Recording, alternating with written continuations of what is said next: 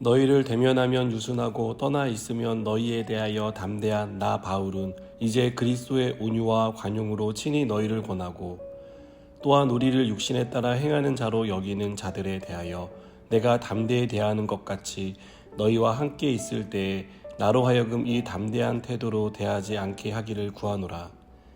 우리가 육신으로 행하나 육신에 따라 싸우지 아니하노니 우리의 싸우는 무기는 육신에 속한 것이 아니요 오직 어떤 견고한 진도 무너뜨리는 하나님의 능력이라. 모든 이론을 무너뜨리며 하나님 아는 것을 대적하여 높아진 것을 다 무너뜨리고 모든 생각을 사로잡아 그리스도에게 복종하게 하니 너희의 복종이 온전하게 될 때에 모든 복종하지 않는 것을 벌하려고 준비하는 중에 있노라. 너희는 외모만 보는도다. 만일 사람이 자기가 그리스도에게 속한 줄을 믿을진대 자기가 그리스도에게 속한 것 같이 우리도 그러한 줄을 자기 속으로 다시 생각할 것이라. 주께서 주신 권세는 너희를 무너뜨리려고 하신 것이 아니요 세우려고 하신 것이니 내가 이에 대하여 지나치게 자랑하여도 부끄럽지 아니하리라. 이는 내가 편지들로 너희를 놀라게 하려는 것 같이 생각하지 않게 함이라. 그들의 말이 그의 편지들은 무게가 있고 힘이 있으나 그가 몸으로 대할 때는 약하고 그 말도 시원하지 않다 하니 이런 사람은 우리가 떠나 있을 때 편지들로 말하는 것과 함께 있을 때 행하는 일이 같은 것임을 알지라. 아멘. 고린도후서 10장에서 12장은 바울이 자신의 사도직에 대해서 변증하는 내용을 다루고 있습니다.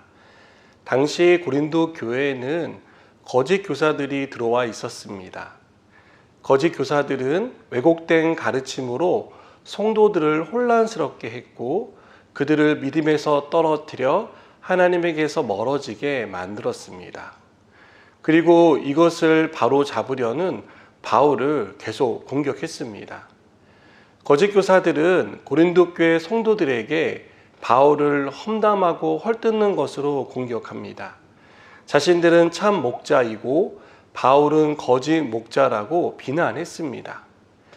고린도 교회 성도들은 이들에게 미혹되어 바울이 사도로 세움받은 사실을 의심했습니다. 그러나 바울은 이러한 공격에도 불구하고 그리스도의 온유와 관용을 잃지 않았습니다. 그것은 고린도 교회 성도들을 향한 바울의 마음이 진심이었기 때문입니다. 바울은 진심으로 고린도 교회 성도들을 걱정했고 그들을 사랑했습니다. 사람들은 받은 대로 돌려주려고 합니다. 또 세상에서는 내가 받은 만큼 돌려주라고 말합니다.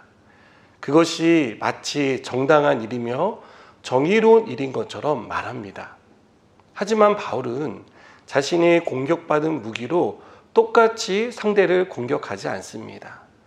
바울은 육신의 무기가 아닌 영의 무기로 이 공격에 대응합니다.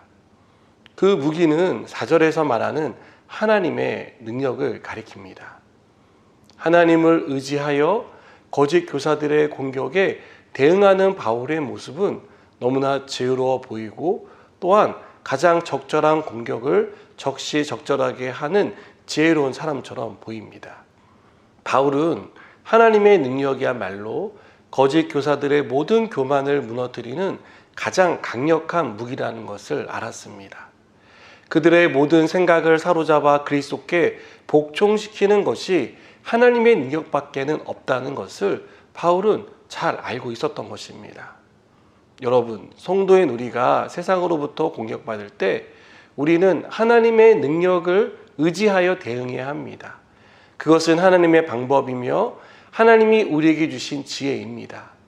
악한 사람에게 악한 일을 당했다고 똑같은 악으로 대응하는 세상 방식이 아닙니다.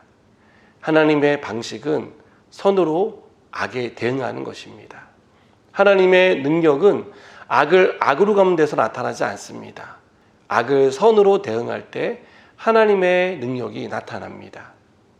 거짓 교사들은 고린도 교회 성도들에게 바울의 외모와 그의 언변을 폄훼했습니다. 그들은 바울이 편지는 잘 쓰는지 모르겠지만 그의 외모와 말은 별로라고 그를 깎아내렸습니다. 그리고 이것은 곧 고린도 교회 성도들이 사역자를 외모로 판단하게 하는 근거를 주었습니다. 바울은 이런 생각을 가진 고린도 교회 성도들을 책망합니다. 이것은 고린도 교회 성도들을 향한 섭섭한 마음 때문이 아닙니다. 바울은 진심으로 고린도 교회 성도들이 겉모습이 아닌 속사람을 보는 그런 성숙한 성도가 되기를 원했습니다.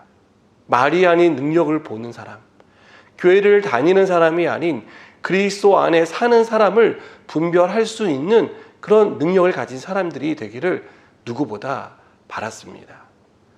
바울과 거짓 교사들의 결정적인 차이는 삶에 있습니다.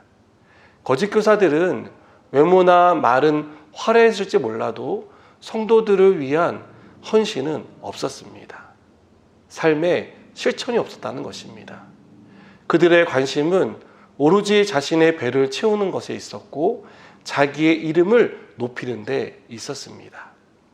여러분, 오늘날 우리가 정말 중요하게 봐야 할 것은 수려한 외모나 현란한 말솜씨가 아닙니다. 하나님의 말씀을 삶으로 살아가고 있는지를 우리는 꼭 봐야 합니다. 저는 우리가 이것을 볼 수 있다면 거짓 교사들이나 이단에게 속지 않을 것이라고 확신합니다. 사랑하는 여러분, 예수님은 우리에게 열매로 안다라고 말씀하십니다. 세상을 살아가는 우리가 하나님의 능력을 무기로 삼아 살아갈 때 우리는 그 하나님의 능력으로 말미암아 나타나는 열매를 맺게 될 것입니다.